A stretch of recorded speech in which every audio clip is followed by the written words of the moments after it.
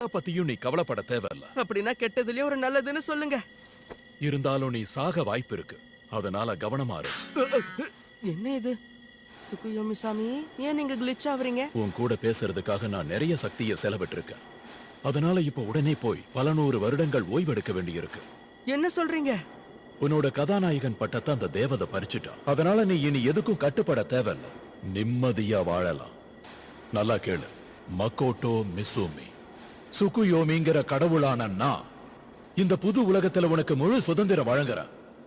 திரும்பவும் சந்திக்க வாய்ப்பு கிடைச்சா வாழ்க்கையின் முடிவான மரணத்துல சந்திப்போம். சுகுயோமி சாமி,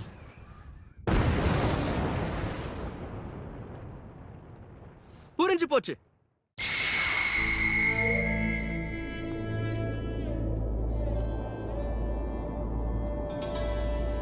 இந்த வேஸ்ட் லேண்ட்ல